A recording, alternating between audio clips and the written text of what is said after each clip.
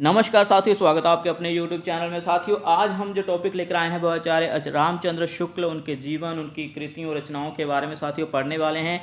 वैसे तो एक वीडियो में हम इसको समेट नहीं पाएंगे, लेकिन दो भाग हम लेकर आएंगे साथियों, जिसमें हम इनके जीवन और रचनाओं के बारे में, फिर इसके अतिरिक्त जानकारी हम दूसरी वीडियो में लाएंगे। साथियों, आपके लिए वीडियो बहुत ज़्यादा इंपॉर्टेंट है। Master cadre Hindi juice net की रूपरेखा से अगर हम देखें तो दोनों ही परीक्षाओं के दृष्टिकोण से आचार्य रामचंद्र शुक्ल बहुत उच्च कोटि के समीक्षक निबंधकार हैं और इनको पढ़ना बहुत अनिवार्य हो जाता है, क्योंकि प्रश्न अक्सर पूछे जाते हैं। मैं 100% कह सकता हूं कि दोनों ही परीक्षाओं में, चाहे आप यूजीसी नेट की बात कर लें हिंदी की, चाहे आप मास्टर कैडर हिंदी की बात कर लें, या किसी भी अन्य हिंदी साहित्य की परीक्षा की बात कर लें, उसमें प्रश्न पूछे जाते हैं। आचार्य रामचंद्र शुक्ल जी के द्वारा दिया गया काल संबंध की बात हो, चाहे उनके विचार, रस, अलंकार, चाहे हिंदी के काव्य शास्त्र से संबंधित अलंकार हों, अन्य धारणा, दर्शन से संबंधित विचार हों, अक्सर परीक्षाओं में साथियों पूछे जाते हैं। तो अधिक समय लेते हुए चलिए वीडियो को स्टार्ट करते हैं। तो साथियों, आचार्य रामचंद्र शुक्ल जी के दर्शन कर लीजिए। जही है आचार्य रामचंद्र शुक्ल जी, विद्वान अक्सर ऐसे ही दिखा करते हैं, बिल्कुल साधारण। और आचार्य रामचंद्र शुक्ल के जन्म के बारे में पढ़ लेते हैं कि जन्म 1884 ईस्वी को बस्ती जिले के अगोना गांव में हुआ। बस्ती जिला कहाँ है साथियों? उत्तर प्रदेश में है, ठीक है। और सन 1901 में प्रयाग के कायस्थ पाठशाला इंटर कॉलेज में FA पढ़ने के लिए गए, परंतु गणित में कमज़ोर होने के कारण शीघ्र ही उसे छोड़कर लीडरशिप की परीक्षा पास करनी चाहिए, उसमें भी असफल रहे। तो साथियों देख लो कि विद्वान भी असफल होते हैं। जिनका नाम पूरी जिंदगी रहेगा हिंदी साहित्य में, वो भी कभी असफल हुआ था। तो जे कभी मत मान के चलिए कि मैं आज हार गया, जब मेरा कोई परीक्षा का रिजल्ट जो है वो मेरे फेवर में नहीं है, मेरे पक्ष में नहीं रहा, तो मैं ज़िंदगी हार गया। नहीं, ऐसा नहीं होने वाला है। आप कामयाब होंगे यदि आप में रुचियां हैं, यदि आप में हिम्मत है आगे बढ़ने की, ठीक है साथियों। तो ज़्यादा इसके ऊपर तो हम बहस नहीं करने वाले हैं, लेकिन टॉपिक जो है उसको सीख लेनी चाहिए भाई। इनका जीवन भी देख लीजिए आप किस प्रकार से था कि FA करने निकले पड़े, कायस्थ पाठशाला है, ठीक है, प्रयाग में। तो FA करने के लिए गए, वहाँ पर गणित है सब्जेक्ट, उसमें फेल हो गए। फिर लीडरशिप की परीक्षा करनी चाहिए, उसमें भी फेल हो गए। साथियों, मैं आपको एक और बात बता देता हूँ। इनके पिताजी इनको कचहरी में वकालत लगवाना चाहते थे, वकालत पास करवाना चाहते थे, लेकिन साथियों उसमें भी वो असफल रहे। वो छोड़ के आ गए, कहते हैं मुझे नहीं, मुझे तो भाई साहित्य पढ़ना है, ठीक है। यही बात होती है, अपने पेरेंट्स की मत मानो, जहाँ पर इंटरेस्ट है वहीं पर जाओ, आप कामयाब अवश्य होंगे, ठीक है साथियों। परंतु इन परीक्षाओं की सफलता या असफलता से अलग वे बराबर साहित्य, मनोविज्ञान, इतिहास आदि के अध्ययन में लगे रहे। उन्होंने हिंदी, उर्दू, संस्कृत, अंग्रेजी के साहित्य का गहन अनुशीलन किया। साथियों जी, मैं आपको बताऊं कि यही तो विद्वानों की सबसे अहम बात होती है, ठीक है। यही कारण होता है, उन्होंने एक भाषा का अध्ययन नहीं किया, इसके अतिरिक्त उन्होंने उर्दू, संस्कृत, अंग्रेजी, 3 और भाषाओं का भी अध्ययन किया, ठीक है। तो आगे पढ़ते हैं साथियों, क्या लिखा जा रहा है इनके बारे में, ये भी पढ़ना अनिवार्य है। तो देखते हैं, ठीक है साथियों, पढ़ते हैं। उनके हिंदी शब्द सागर के साथ नागरी प्रचारणी उन्होंने, ठीक है, उन्होंने किया, क्या किया? हिंदी शब्द सागर के साथ नागरी प्रचारणी पत्रिका का संपादन भी किया। सन 1937 ईस्वी में वे बनारस हिंदू विश्वविद्यालय के हिंदी विभागाध्यक्ष नियुक्त हुए एवं इस पद पर रहते हुए ही सन 1941 में उनकी हृदय गति रुक जाने से उनकी मृत्यु हो गई। उन्होंने ब्रज भाषा और खड़ी बोली में फुटकर कविताएं भी लिखी। ये प्रश्न पूछा जा सकता है कि किन भाषाओं में, हिंदी की किन उपबोलियों में उन्होंने फुटकर कविताएं लिखा करते थे वो? तो ब्रज भाषा और खड़ी बोली। एक प्रश्न तो साथियों ये हो गया, ठीक है, इसको लिख लीजिए। तो उसके आगे एक प्रश्न और बनता है, एडविन अर्नोल्ड, ठीक है, ठीक है, आर्नोल्ड है साथियों। तो एक प्रश्न और बन जाता है कि एडविन अर्नोल्ड के लाइट ऑफ एशिया का बुद्ध चरित्र के नाम से ब्रज भाषा में पद्य अनुवाद भी किया। तो साथियों ये एडविन अर्नोल्ड की पुस्तक है, लाइट ऑफ एशिया, एक काव्य ग्रंथ है ये। तो इसको बुद्ध चरित्र के नाम से उन्होंने ब्रज भाषा में काव्य अनुवाद भी किया था, पद्य अनुवाद भी किया था। इसके अतिरिक्त क्या लिखा जा रहा है कि मनोविज्ञान, इतिहास, संस्कृति, शिक्षा एवं व्यवहार संबंधी लेखों एवं पत्रिकाओं के अनुवाद भी किए उन्होंने, ठीक है साथियों। तो दर्शन के क्षेत्र में भी उनकी विश्व प्रपंच पुस्तक उपलब्ध है। किस क्षेत्र में? दर्शन के क्षेत्र में, ठीक है साथियों। ये तीसरा प्रश्न, ये दूसरा प्रश्न और ये पहला प्रश्न बन गया आपका, ठीक है। यहीं से प्रश्न बन सकते हैं परीक्षाओं में, वो अभी पूछे जाएंगे जो अक्सर पूछे नहीं गए हैं, ठीक है साथियों। तो वैसे तो उनकी पुस्तकों के संबंध में उनके विचार जो हैं हिंदी काव्य शास्त्र के आधार पर वो पूछे जाते हैं, निबंधों के बारे में पूछा जाता है। लेकिन अभी ऐसे प्रश्न भी मैं देख रहा हूँ कि काफ़ी परीक्षाओं में पूछे जाने लगे हैं उनके जीवन से संबंधित भी, ठीक है। तो ये तो जीवन से संबंधित नहीं है बल्कि उनके कृतित्व उनकी रचनाओं के साथ ही संबंधित है, तो इसको पढ़ना बहुत अनिवार्य है। आगे पढ़ते हैं कि संपूर्ण लेखन में उनका सबसे महत्वपूर्ण एवं कालजयी रूप समीक्षक, निबंध लेखक और साहित्यिक इतिहासकार के रूप में प्रकट हुआ। तो किस कारण वह प्रसिद्ध हुए? प्रसिद्ध 3 कारण से हुए हैं, ठीक है। एक तो एक समीक्षक के रूप में, निबंध लेखक के रूप में, साहित्यिक इतिहासकार के रूप में। उन्होंने पुस्तक लिखी थी ना साथियों, हिंदी साहित्य का इतिहास, ठीक है। उसी आधार पर हम कह सकते हैं कि वो इसी कारण प्रसिद्ध भी बहुत ज़्यादा हो गए। उनका तर्क संबद्ध जो समय जो दिया है हिंदी साहित्य का, वो आज तक तर्क संबद्ध माना जाता है, ठीक है। तो इसके अतिरिक्त वो अनुवाद के क्षेत्र में भी उन्होंने काफ़ी ज़्यादा काम किया, वो भी हम आगे पढ़ेंगे। आचार्य शुक्ल की गद्य कृतियाँ, ये पढ़ना बहुत अनिवार्य है साथियों। तो पहले ही बता देता हूँ कि इतिहास, हिंदी साहित्य का इतिहास लिखा, हिंदी साहित्य का इतिहास पुस्तक उनकी हिंदी शब्द सागर भूमिका के अधीन 1929 में आई, ठीक है। आगे दूसरा व्यवहारिक आलोचना ग्रंथ, साथियों ये पढ़ना बहुत अनिवार्य है। व्यवहारिक आलोचना ग्रंथ जो थे उनके, वो थे जायसी, जिसको जायसी ग्रंथावली की भूमिका भी कहा जाता है, 1924। साथियों लिख लीजिए ये, यदि आपके लिए नया है। वैसे आप गूगल कर सकते हैं, वहाँ पर भी जानकारी मिल जाएगी, लेकिन इतनी विस्तार पूर्वक जानकारी नहीं मिलेगी क्योंकि एक विशेष पुस्तक से मैं जो PDF बना के लाया हूँ, ठीक है आपके लिए। तो तुलसीदास तुलसी ग्रंथावली के नाम की भूमिका जो है तैयार की इन्होंने, 1923 ईस्वी में प्रकाशित हुई।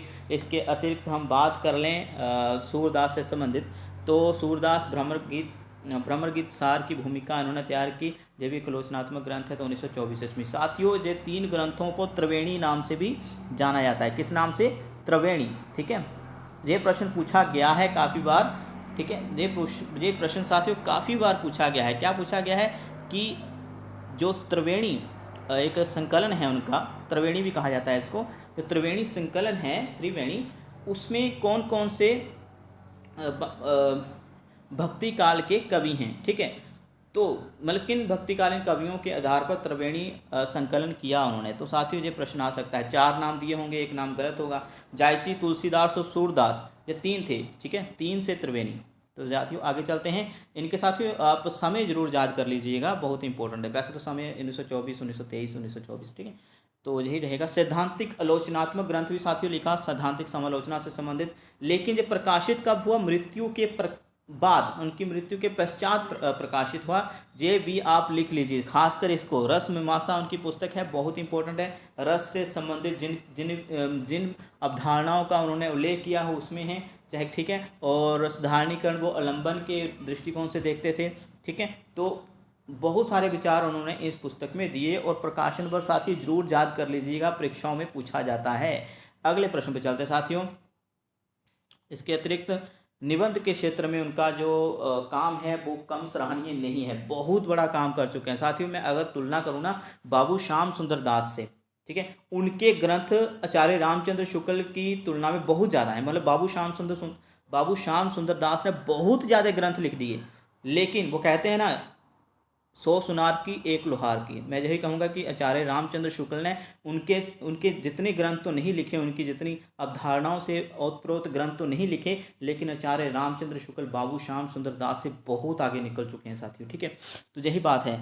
आगे पढ़ते हैं साथियों। चिंतामणि भाग 1 उनका प्रकाशित हुआ 1939 में। चिंतामणि भाग 2 जो मैंने प्रश्न बनाए भी थे साथियों, उसमें मैंने ये प्रश्न आपको करवाए भी थे। चिंतामणि भाग 2 मृत्यु के बाद प्रकाशित हुआ 1945। चिंतामणि भाग 3 मृत्यु के बाद प्रकाशित हुआ 1983, और इसका संपादन किया था डॉक्टर नामवर सिंह ने, ठीक है। और इनका प्रकाशन किसने किया था साथियों? पहले 2 का जो मैं बताने वाला हूँ आगे, प्रतीक्षा करिए तनिक, ठीक है। घाई में गलत नहीं होना चाहिए, ठीक है। चिंतामणि भाग 4 मतलब 4 मृत्यु के बाद प्रकाशित हुआ सन 2004, और इसको संपादित किया था कुसुम चतुर्वेदी और डॉक्टर ओम प्रकाश सिंह ने, ठीक है साथियों। और अभी हम पढ़ेंगे कि ये चिंतामणि भाग 1 से लेकर भाग 4 में क्या क्या है, ठीक है साथियों। तो साथियों चिंतामणि भाग एक मैंने कहा कि ये 1939 में आया, जिसमें 17 निबंध हैं। साथियों लिख लीजिए, चिंतामणि भाग एक में 17 निबंध हैं, जिसका संपादन किया था, पहले भाग का खुद ही किया था आचार्य रामचंद्र शुक्ल ने। और इसमें किस प्रकार के निबंध हैं, ठीक है जी, आप देख लीजिए। पहला है मनोविकार विषयक निबंध है, उसमें ये वाले निबंध आते, साथियों पढ़ लीजिएगा, लिख लीजिएगा, ठीक है। भाव, मनोविकार, उत्साह, श्रद्धा, भक्ति, करुणा, लज्जा और ग्लानि, लोभ और प्रीति, घृणा और ईर्ष्या, भय, क्रोध, इस प्रकार के निबंध है मनोविकार संबंधी। यदि आपने हिंदी एमए किया है पंजाब यूनिवर्सिटी से तो आप परिचित होंगे चिंतामणि भाग ए से, क्योंकि ये लगा भी हुआ है उनके पाठ्यक्रम में, ठीक है, पहले ही सेमेस्टर में शायद। तो दूसरा निबंध आया था व्यवहारिक समीक्षात्मक निबंध। साथियों व्यवहारिक समीक्षात्मक निबंध, इसमें 3 निबंध थे, ठीक है। जो चिंतामणि भाग एक साथियों करवा रहा हूँ, उसमें टोटल 17 निबंध हैं, और इसको संपादन किया था इसका आचार्य रामचंद्र शुक्ल ने खुद ही, और इसमें 3 भागों में निबंधों को बांटा गया था। ये भाग आपको मैं भी करवा रहा हूँ। व्यवहारिक समीक्षात्मक निबंध जो थे उसमें भारतेंदु हरिश्चंद्र, ठीक है, आगे था तुलसी का भक्ति मार्ग, फिर आगे था मानस की धर्मभूमि, मतलब रामचरित मानस की धर्मभूमि क्या थी, ठीक है, इससे संबंधित, यही है व्यवहारिक समीक्षात्मक संबंध, ठीक है। आगे साथियों तीसरा भाग था इसी पहले भाग में, ठीक है, उसको भी पढ़ लेते हैं। क्या था, काव्य चिंतन से संबंधित निबंध थे। कविता क्या है, ठीक है, जो यूजी नेट की परीक्षा में लगा भी हुआ है ये निबंध, कविता क्या है। फिर आगे था काव्य में लोक मंगल की साधना अवस्था, जो काफ़ी बार यूजी नेट की परीक्षा में जो पैराग्राफ के रूप में आया है, काव्य में लोक मंगल की साधना अवस्था। फिर आगे साधारणीकरण और व्यक्ति विचित्रवाद, है ना, व्यक्ति विचित्रवाद के ऊपर ये काफ़ी ज़्यादा लिखते हैं इस निबंध में। फिर आगे है रसात्मक बोध के विविध रूप, ठीक है। तो ये तो पहला भाग हो गया, जो काव्य से संबंधित, या जो कहें कि मनोविकार विषयक निबंध हों, व्यवहारिक समीक्षात्मक निबंध हों, काव्य चिंतन से संबंधित निबंध हों, तो 17 निबंध हैं। इसमें संपादक रहे हैं आचार्य रामचंद्र शुक्ल जी। तो दूसरा जो भाग है उसके ऊपर चलता है। साथ ही दूसरा भाग ज़्यादा बड़ा नहीं है, तो इसका संपादन किया था विश्वनाथ प्रसाद मिश्र ने, वही जिन्होंने पुस्तक लिखी थी हिंदी साहित्य का अतीत, ठीक है।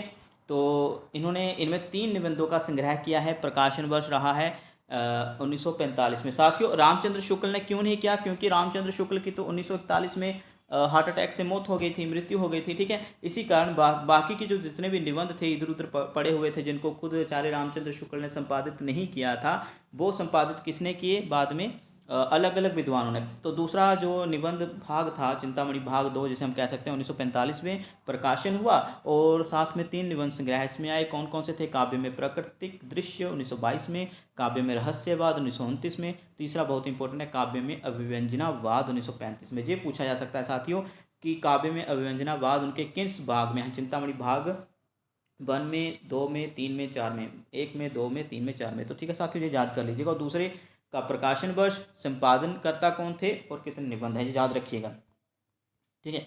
बहुत इंपॉर्टेंट जानकारी साथियों आपको दे रहा हूँ। जे एक वीडियो में हम पूरा नहीं समेट सकते हैं, इसलिए 2 भाग ला रहे हैं। तो पहले वीडियो में बिल्कुल संक्षेप में बात कर रहा हूँ, तो हम प्रयास करेंगे कि 20 मिनट से कम वीडियो बने, ठीक है। आगे है चिंतामणि भाग 3, ठीक है। इसको संपादन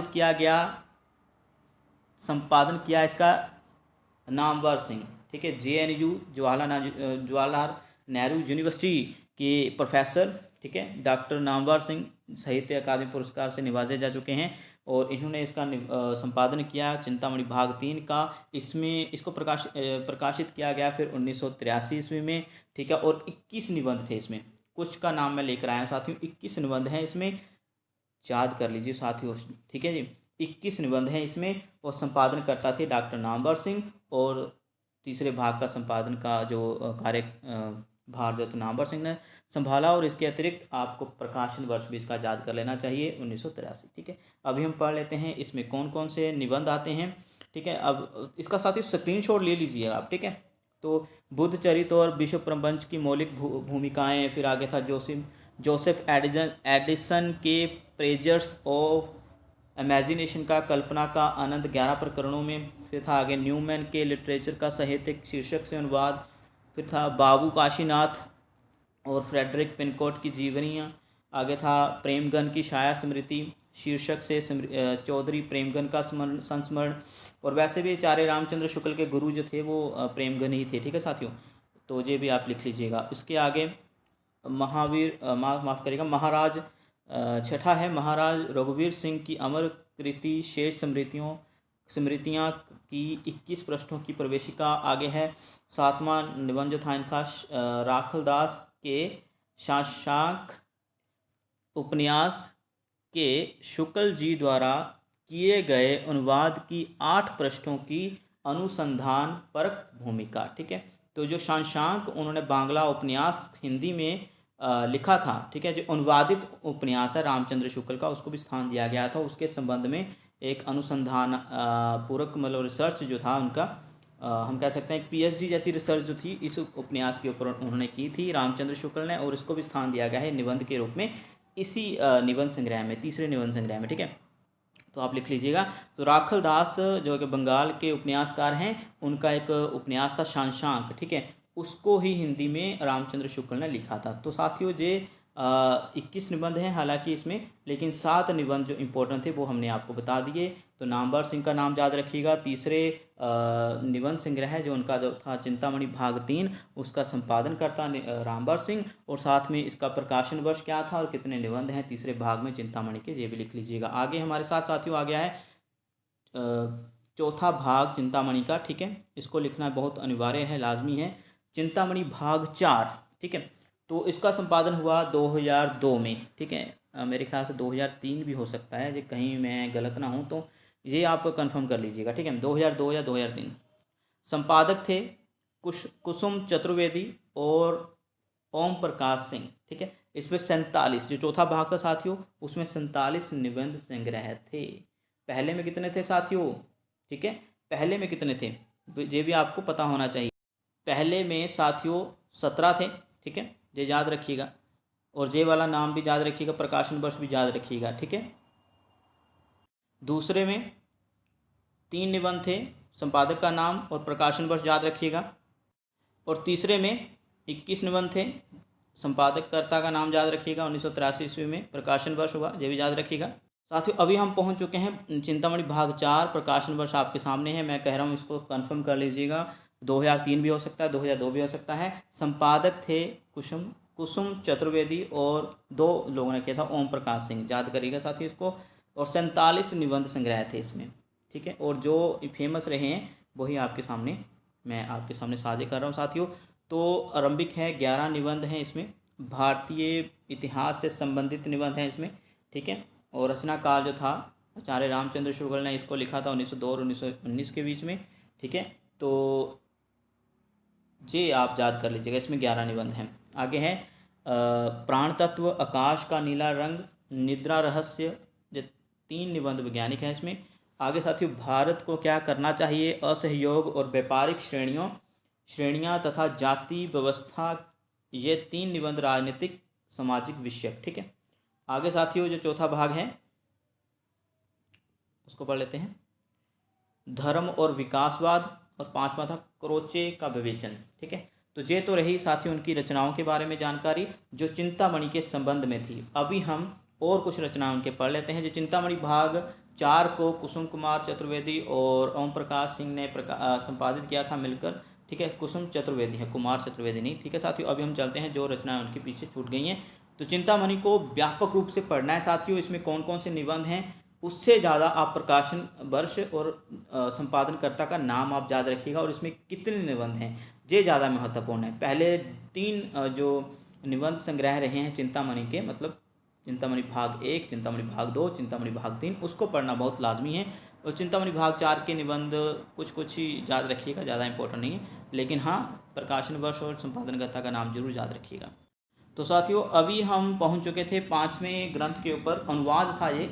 अनुवाद भी उन्होंने बहुत सारे किए, आपको बता दूं शशांक। ठीक है, ठीक है साथियों, शशांक जो एक बांग्ला उपन्यास था, हमें पीछे हमने आपको बताया भी था, एक निबंध में उनको जगह भी दी है।